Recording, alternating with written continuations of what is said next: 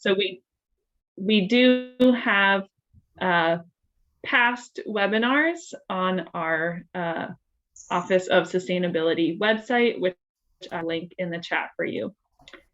In today's webinar, we are joined by Senior Director of Capital Programs, Ruth Bennet, Director of Purchasing, Bill Thistle, and Tufts Sustainability Program Director, Tina Woolston. And these three folks will be introducing us to the different ways that we can use solar energy and support its creation across the country, as well as highlighting Tufts' current solar projects and future plans for using solar. So Ruth Bennet has over 20 years of project management, community engagement, and real estate development experience. Her past projects include reducing energy consumption 20% over 5 years with capital projects and energy management, as well as creating a 30-year capital needs forecast using a newly created database. She is very passionate about the triple bottom line: profit, planet, and people. As Director of Purchasing, Bill is responsible for procuring all construction-related, facilities-related, and dining-related goods and services for the Tufts campus. He focuses on responsible sourcing and ensuring supplies are authorized and qualified.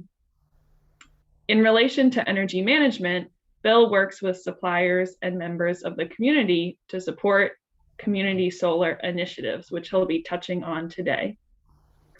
And finally, Tina has been the director of the Office of Sustainability at Tufts since 2010. She works with senior administrators and departments across Tufts to develop and support sustainability goals and efforts for the university.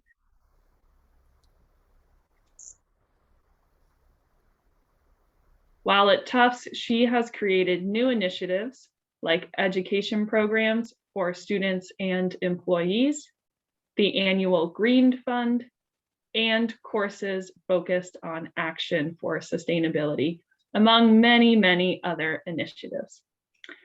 So I'm going to turn it over to Tina, who will be kicking off our webinar today, highlighting solar energy at Tufts. Thank you, Jen. I'm supposed to move that slide over. Here's pictures of all of us. So we're here to talk about solar energy, but solar is a solution to a problem. So first, we're going to take you on a journey of that problem and how you arrive at solar as a solution. So we know climate change is happening.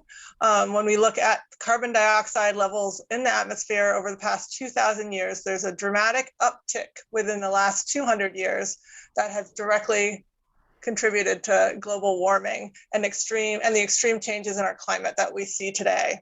So we know there's been a direct correlation between carbon and temperature, and we know we want to reduce the carbon in order to stop and slow the global warming.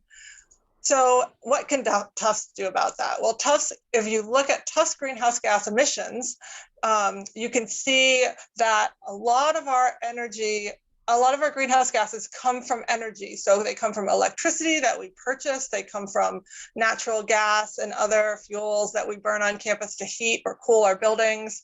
In Boston, we purchase some steam. So about 75% of our greenhouse gas emissions come from energy use. So that means we need to reduce our energy use or emissions from our energy use. So in 2016, President Monaco committed Tufts to becoming carbon neutral. And in 2017, the Campus Sustainability Council set a specific goal for Tufts to reach carbon neutrality no later than 2050. There's a current Sustainability Council that's re-looking at the timeline, but that's what it is at this moment. So we decided to tackle emissions from energy first, since that makes up such a large part of our emissions. So now that we know we want to tackle carbon emissions from energy, how do we decide where to start? So this emissions reduction triangle organizes 4 strategies based on the size of their impact. So the very first thing we want to do is look at reducing the demand for energy by decreasing the amount of energy that we need to use. This is the cheapest strategy with the greatest reduction in emissions. So Tufts is already pursuing the strategy by installing technology that reduces energy waste, such as like motion sensors, and through education and behavior change campaigns that encourage using less energy. Second is to improve the efficiency of our energy sources. An example of this is a central energy plant, which is an extremely efficient heating, cooling, and electricity cogeneration facility on campus in the Medford-Somerville campus that replaced a previous inefficient steam boiler system. Third, and the strategy we'll talk more about today, is to get our energy from renewable sources. And fourth, the last strategy that we would need to use after exhausting the first three is to purchase carbon offsets that take carbon out of the atmosphere somewhere else. And you would aim to take the same amount of carbon out of the atmosphere somewhere else that you are producing in this area. But now let's focus in on the sourcing renewable energy, which is where solar comes in. So one way to use solar energy is to simply own it. So just build some solar panels and operate them on your own site. So there's several, advantages to this. The owner gets to count the carbon emissions reductions themselves, which makes their, use of energy greener. The electricity is directly used by Tufts. The challenges with this are there's a high initial cost. So you have to have the capital to buy the panels. And there's also limited space to put them. And solar panels have limited power capacity. So for example, the amount of energy generated by a single rooftop solar panel could only power one small refrigerator. So Tufts does own 3 solar installations on the Medford-Somerville campus. On Hodgson Hall, you can see on the left there, Hodgson Hall has a small array that generates about 2,700 kilowatts annually, with a little bit of battery storage. And that was funded by the Green Fund, which was it was a student project. It was funded by the Green Fund. Tufts University threw in a little bit of money, and then Sunbug Solar, who were the folks that put our solar on top of Dowling Hall, which Ruthie's going to talk about in a little bit. So that is a really cool array because you can go to the Hodgson takeout cafe right next door, and you can charge your phone directly from those solar panels, from energy generated by those solar panels. Sophia Gordon Hall, which is on the upper right, is has 2 different arrays on top of it. It has a solar hot water and it has a photovoltaic, which it generates electricity. This was installed in 2006. And so that reduces approximately 7.7 metric tons of carbon dioxide equivalents per year, which is equal to about 2 homes energy use per year. And it was funded by a grant that we got from the Massachusetts Technology Collaborative, with some additional funds provided by Tufts. And then 12 Bellevue, which Ruthie oversaw, was installed just a couple of years ago. It's a 12 kilowatt direct current, electricity generation. And it was provided, the money for that was provided by a donor. But Tufts uses about 56 million kilowatt hours a year, and 11,000 kilowatt hours is the average amount that a house uses per year. So Tufts uses 56 million. I've got a thing of it. We would need 200 acres completely covered with solar panels in order to provide that amount of electricity to the university. And for some reference, the Medford-Somerville campus is 150 acres.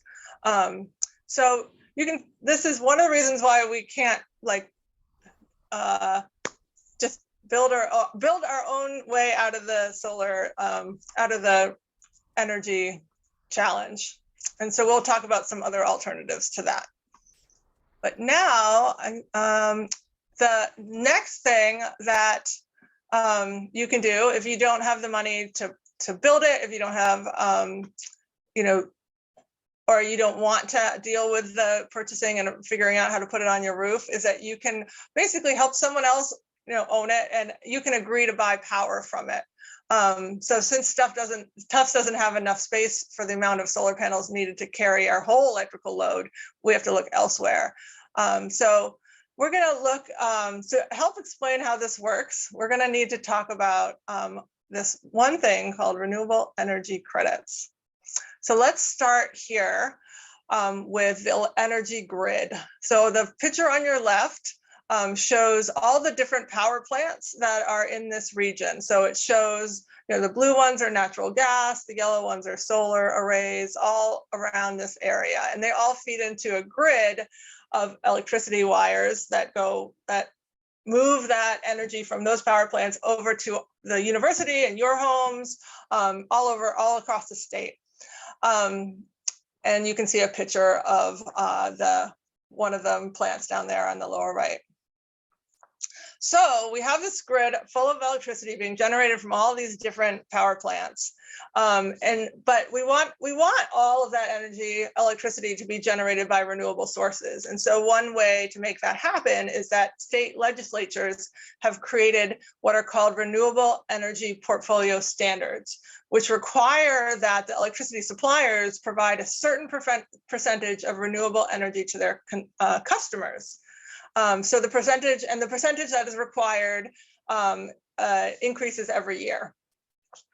But similar to Tufts, not all electricity suppliers have the capacity to generate their own renewable energy. You have to have a place to put it, after all. So they will acquire renewable energy certificates from renewable energy facilities that are created, traded, and tracked by the New England Power Pool Generation Information System. So that's a little confusing. We're going to walk through it. So a renewable energy certificate is a tradable market-based instrument that represents the legal property rights to the renewableness or all non-power attributes of renewable electricity generation. Because electricity moves through a shared grid, RECs help track ownership of that energy and help electricity suppliers prove that they are meeting their renewable portfolio standards. But as I mentioned, power plant owners have a limited amount of land, so they have to partner with others to build the renewable energy systems, and they get to hold on to the RECs. So to recap, 1 kilowatt hour of electricity consists in the accounting world's mind of two separate things: the electricity, the actual electrons that power things, and this renewable energy certificate. This is 1 kilowatt hour from a solar plant, which is what we're talking about today. So two of those things are generated by that power plant. One of them you can buy, so Tufts can buy the electricity and use it. And the other, the renewable energy certificate section can go to someone else, usually in an area like New England, it'll go to the utility company, and then they can stick it in their little portfolio and tell the state that they're meeting their energy needs. But because they're using those renewable energy certificates to meet their needs, we can't also claim to be using them. So it ends up being a slightly complicated way of moving around the ownership of being able to say your renewable energy. Okay, that's super confusing, I know. There's another, yeah. So does anyone have any questions right now? Think about that for a second. So it's a way of claiming the greenness, the renewableness of an energy source. All right, so now that we're all thoroughly confused, I'm going to pass it over to Ruthie to talk about how this is used in real life. And she has another angle, so that maybe that'll make more sense to you than my angle for explaining RECs. Thanks, Tina. So I think the key is that this is really complicated, and it took me a long time to really absorb this concept. So what Tina showed in the last slide is really important. The electron that's created from the solar panel has two lives. One of it is electricity, and one is this piece of paper that says I'm renewable. And the fact that you can divide those two, so to speak, is how New England is creating the industry for solar and renewable electricity. So if you go to the next slide, so what happens is the utilities are required to have more and more renewable electricity to sell to us. And as Tina said, they can't go build solar panel fields because they don't have enough land. So they come to Tufts and they say, we'll put solar panels on your roof and we'll own them, we'll maintain them, and you, Tufts, your building will get the energy, the renewable energy from this solar panel. But we, the project investor, the one who paid for it, you need to pay us for all the electricity that is created on the panels on your roof. This is called a power purchase agreement. So Tufts pays no money. Somebody puts, an investor puts panels on our roof. We use renewable electricity, but we pay for that electricity to the investor. So once we pay them, right, we're getting the value of truly having renewable electricity. But the way that works for us financially is, let's say we pay the project investor 5 cents for every kilowatt that is created on our roof from the panels they own. The utility says, well, in order to incentivize you, Tufts, to put these solar panels on your roof, I'm going to pay you a credit for every renewable electron that you create, right, that you generate. So they'll pay us, let's say, 6 or 7 cents for every renewable electron that we create. So the triangle is basically the panels are put on our roof for free. We pay the investor, who just paid to buy the panels and install them, a certain amount of money in this power purchase agreement for 20 to 25 years. And the utility out here says, thank you so much for creating a renewable energy source, Tufts. We really appreciate it. We're going to pay you for creating that renewable energy source. So the panels are not owned by Tufts. The electricity comes down to our buildings. The renewable energy credit, the piece of paper for the renewable electron, goes with the investor. And outside of all of that, Tufts gets a payment from National Grid or Eversource, whoever the utility is. So I'll show you 2 slides of where we have this situation right now, and then we can go back for questions because it is complicated. So right now, top left, you'll see the Cummings School out in Grafton. We have a very large solar array out there. We actually only use about half of the electricity. The rest of it goes back to the grid. We have a large, on the bottom left, we have a large array on top of Dowling Garage. SEC and Lewis Hall were just put in about 3 years ago, kind of finished right before COVID. And then the Ganser Center also was finished like literally in 2019. So we have 5, as you could see, kind of large roofs that already have, and a field that already have solar panels. And again, these are power purchase agreements. So we didn't pay to buy and install and even maintain the panels. We pay for the electricity that these panels make to the investor, and then the utility pays us for creating renewable electricity. If you go to the next slide, then we're actually working on putting more solar panels on. So the Cummings Center, top of the Cousins Gym, they will have solar panels. And then those will actually be connected to a new battery that we're putting behind the Ganser Center. And this gets more into, if you really follow renewable energy, the challenge is the storage of the renewable energy. If the wind's not blowing and the sun's not shining, the energy is not created. So we're looking at installing a battery to hold all the energy that will be created by the solar panels on Cummings and Cousins, and then using that energy, at night or when the sun's not shining. We're also putting solar carports. I think it's 6 spaces next to the Adekman building. There's a parking lot there. And that'll also, similar thing, that'll generate electricity that actually might even be used by charging stations that are right there. But what's not used will go to the grid. And so that's another thing about all of this, is that because we can use a lot of our energy that we create, the energy really comes down to our buildings. If you own a house and you put panels on your house and your house can't use all the electricity you create, the energy can literally go back to the grid. So as opposed to what I said before, where like the energy comes down to the building, we pay the investor, the utility pays us. on top of that, if you have more panels, like if you're a homeowner, you literally could put renewable electrons back into the grid. So I'll stop there. If there are any questions about how this power purchase agreement works, how Tufts is managing this. No? All right, so if not, I'll turn it over to Bill. Good afternoon. Let me first apologize for my voice. I'm recovering from a little bit of the flu, but I should be fine.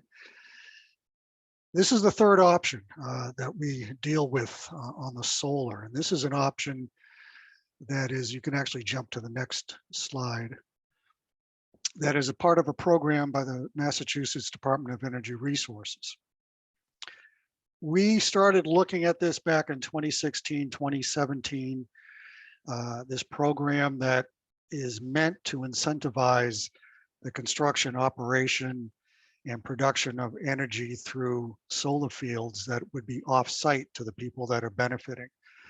So what this means is these solar fields that we are coming into agreement with are not anywhere near the Tufts campuses. They are privately held, and we enter into contracts with the companies constructing these solar fields and subsequently the companies that are going to be operating these solar fields. They benefit solar in the larger context in that they help to green the grid.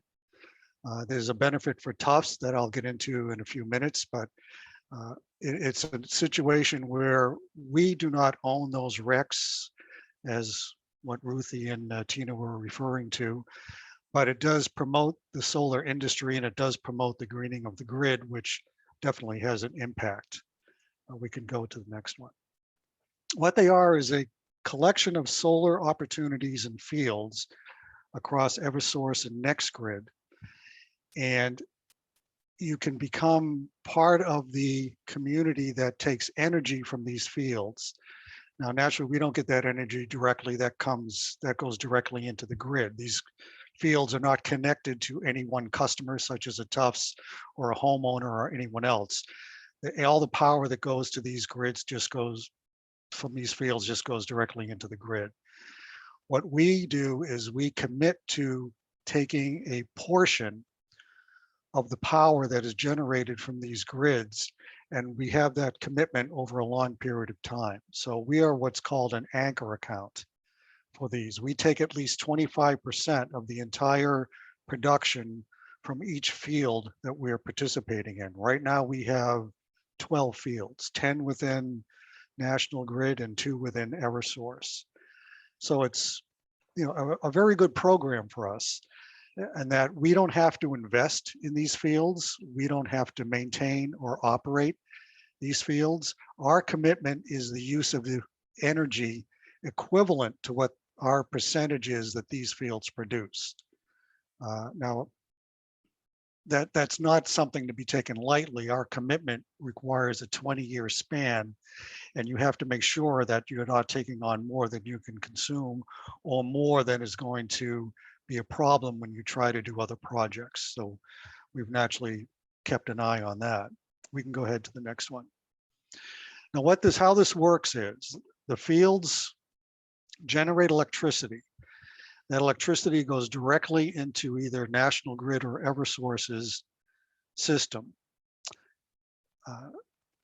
The credit for the amount of electricity that is generated into the system is actually credited to Tufts energy bill in the full amount. So if you look down the bottom, you'll see for a 50% power output, these are, you know, random things, 500,000 kilowatts, say $50,000.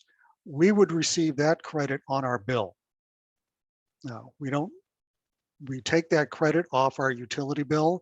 What we subsequently get shortly after is a bill from the owner of the field, in this example, Sincartha, and they bill us for $40,000.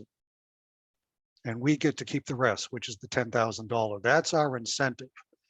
So the energy gets generated, it goes into the grid. We receive a discount for the full value of that energy that goes from the field into the grid off of our utility bill. And then we pay Sincartha their portion of that money. And we get to keep that percentage as the incentive. And like I said, we have that arrangement with 12 fields currently. Not all the fields are generating yet. There's only, I think, 4 or 5 that are actually up and generating. When we signed on to this program, a lot of these fields weren't actually constructed. They had the plans, they had the permits, and we've been waiting for them to come online. The 20 years starts after it comes online. We can bounce to the next one. This is another way of really saying the same thing. What that means is the 20-year commitment, the energy goes into the grid, we get the credit. And the intent and the hope is some of that money that we get the credit for can be used for other green energy projects on campus. I know that's probably a little bit of a carousel on where the money goes, but if anyone has any questions, I'd be happy to answer that.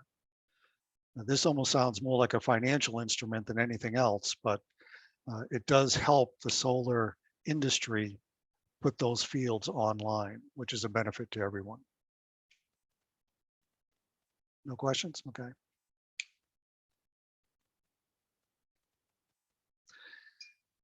Is that my slide, Tina, or? Oh, Tina, you're muted. Sorry, I was muted. Thank you so much, Bill. So as you can see, if we go back to the beginning of the presentation where our goal is to reduce the amount of emissions, you can see how we could have reduced the amount of emissions directly on our campus, or we could have reduced the amount of emissions in other places. And we do that through these incentive structures that are created by the state and the utilities to help, incentivize the building of solar energy.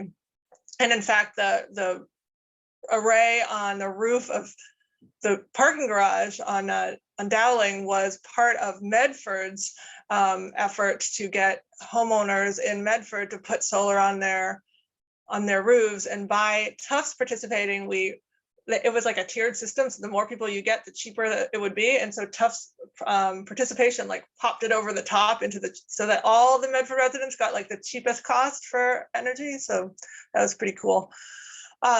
So there's a lot of stuff going on in Massachusetts. So our grid is getting greener. Tufts is helping drive that by either having solar panels put on our property, or by helping other community solar projects happen in other parts of the state. But that means our grid is kind of green. What about other grids? And is there a way that we can help make other parts of the country where they're still burning coal or other highly carbon intensive fuels? Is there a way that we can help offset that information? And that's where you get into these complicated financial schemes that I'm going to talk about next.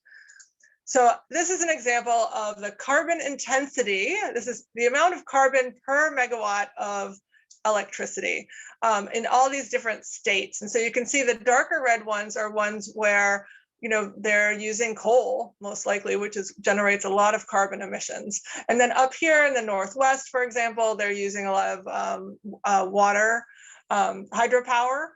So those have lower carbon intensity. So you can imagine that if we could displace the solar from one of these, if we could displace the carbon intensive coal-fired power plant from one of these states where they're generating a lot of carbon emissions, then that would actually have a bigger impact than if we displaced it from, someplace in New England.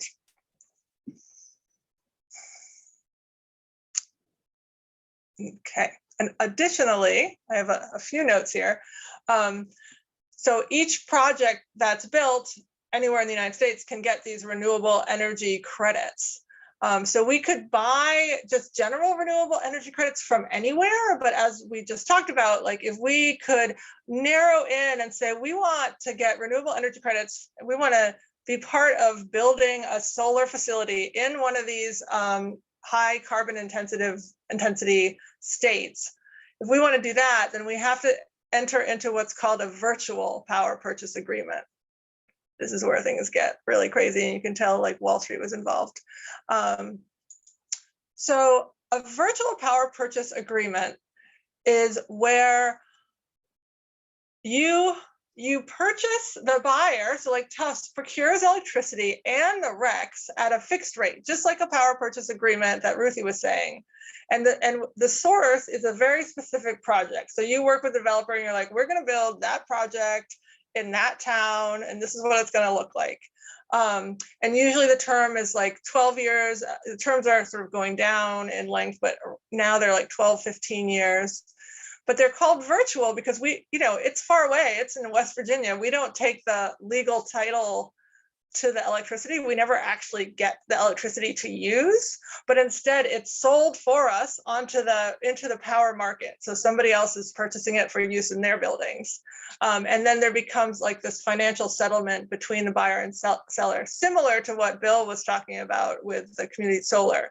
But then the buyer gets to retain the renewable energy credits. So it can, the buyer can sort of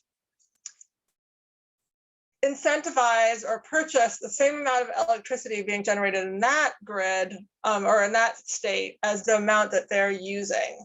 And then we can reduce our own greenhouse gas emissions by that amount because we are retaining the RECs. For projects that we don't retain the RECs, we can't count it, we can't subtract it, that energy from our greenhouse gas inventory.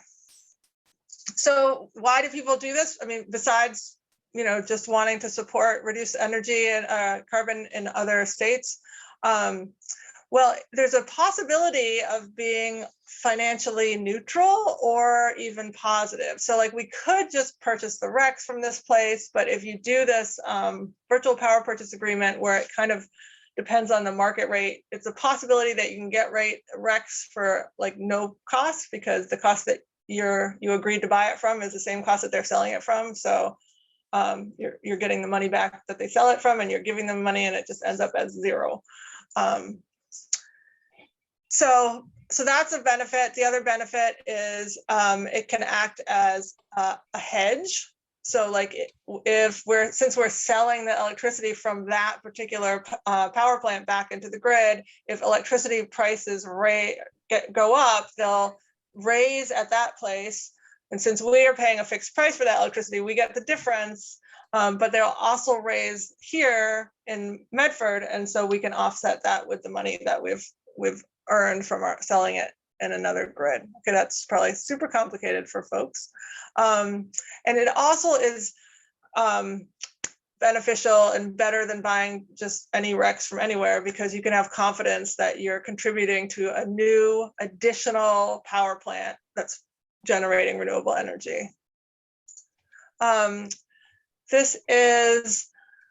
It's a little specific about where you can do virtual power purchase agreements. It has to be in a deregulated market. So these are what are considered organized markets. These are areas, electricity grid areas that are organized into single regions. So we're part of the ISO New England. So they're managed by these ISOs, which are independent service system operators, or people who like figure out how to get the right amount of electricity from the producers, from the energy generators to the consumers. And you can have, so advantages are you can do it in any location in any one of these places. I'm going to stop there for now in terms of explaining VPPAs, and so folks can ask questions. So one of the things reasons why we're talking about this is because Tufts is currently considering doing a VPPA. We don't do it yet, but we're working with a large group of other universities, municipalities, and nonprofits to obtain over 2 million megawatt hours of energy from a renewable source in another part of the country. So it's a great way to stimulate the renewable energy market, balance out the amount of carbon emitting electricity we use on our campuses. And unlike our current PPAs, we retain the ownerships of the RECs, so we can officially deduct the emissions from our greenhouse gas footprint. And it would be about reducing it by about a third. So how can you get involved in these things? Well, we'd like to take folks back to the energy reduction triangle. The very first important thing is to reduce energy usage. So when people come to me and they're like, why doesn't Tufts have more solar? It's because we're looking at, well, how can we reduce our energy use first? How can we spend our time and energy and money and resources to reduce our energy? How can we make our energy work more for us by making things more efficient? And then we want to think about and spend time on looking at solar. So we do have some, but it doesn't have to be the top priority. So you can work on reducing your energy usage. You can also talk to legislatures about increasing the renewable portfolio standards or other standards that are incentivizing solar production, either in New England and Massachusetts in your state or in the national country. You can also, if you own property or your parents own property, you can encourage property owners to put solar on their land, either by owning it themselves or through a PPA, which in Massachusetts you can do through the incentive programs here. So that is all we have about all the different ways that you can procure solar. And we would like to open it up for questions. I think Jen is going to moderate the questions.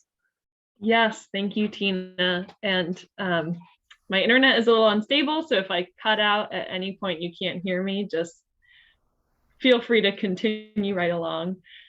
So we do have a couple questions in the Q&A. A reminder for attendees, if you'd like to ask a question, now is the time to put that in the chat or the Q&A function. So our first question is about the Grafton campus solar field. So one of our attendees is asking if the Grafton campus runs entirely on the solar energy that is produced by those arrays, or is it just that it only uses half of the energy produced, but it's also getting electricity from other sources? So I can answer that, which is we are not using all of the energy from the solar arrays in Grafton. We are using some of it. We're also using electricity from the grid. When you do a power purchase agreement, it's a contract. So a certain amount of energy the grid is expecting you to deliver. So if you have a really high, energy used today, you can't be like, sorry, grid, I'm not giving you what I promised I'm going to give you. It has to go to the grid every day. So how much we use was sort of set up ahead of time. And like I said, because it's a financial contract and these things can't the grid can't sort of constantly have up and down how much is coming in, how much is coming out. And from an accounting point of view, it has to be consistent. So that amount is set. We would love to think that Grafton has enough land to maybe put more solar panels and become totally reliant on renewable energy. It's something else we're looking at, but that's not how it is at the moment. If you look at the total amount produced there, there's two solar arrays there, and it makes 3.8. They're 3.8 megawatts. They produce the equivalent of about 40% of the energy used by that campus.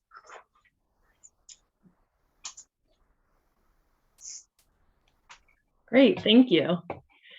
And our another question that we have in the chat is, what do we need to do to make the grids even greener? So is it just using these methods that we talked about, or are there other ways that we can green our grid?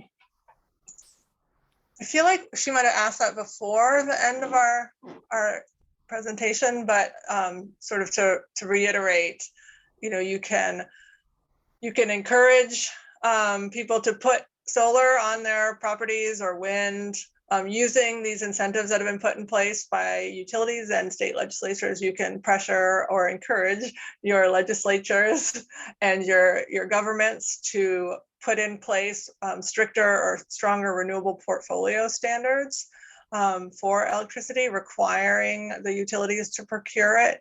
And then you can do things as a private entity like Tufts or like Amazon or Microsoft, all of these large organizations are doing virtual power purchase agreements, which are getting huge solar or wind projects built all over the country. A lot of them in Texas, in fact.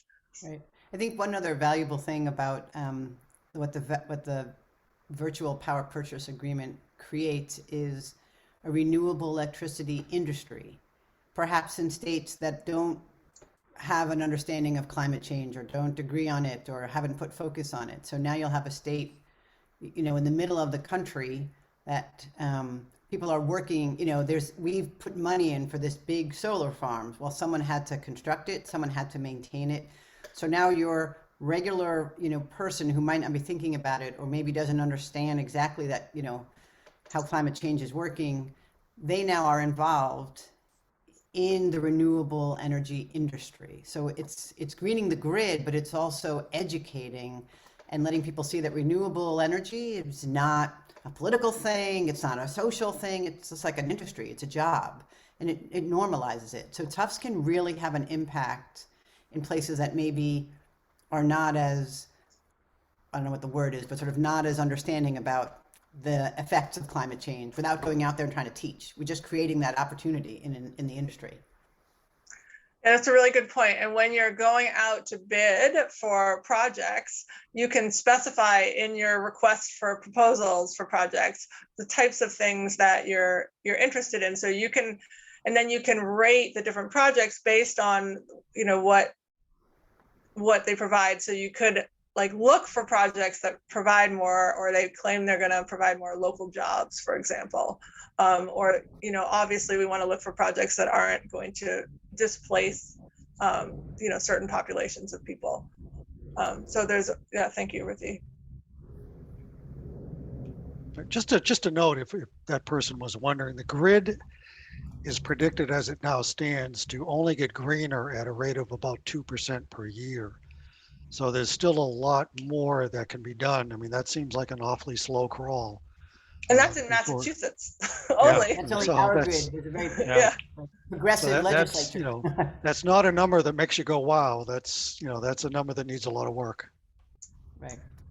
Right. And I think believe there's what you can do is you can really pressure Massachusetts legislators. There's elections coming up, and everybody, if you vote here, you have someone you can talk to about 2% a year is not fast enough, right? We need to be a leader in this. Between us and California, it's a race to be who could be the greenest. We should win that race.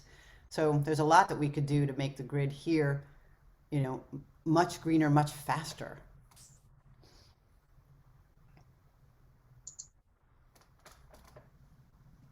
Jen, are you still with us? I can't tell. Her. I think she's frozen. Okay, the next question is, how do you ensure your emissions calculations are accurate as you determine where to invest next? Do you measure a carbon return on investment when making investment decisions, i.e., are you actually getting the carbon emissions reductions that you anticipated? Ruthie, do you want to take that one?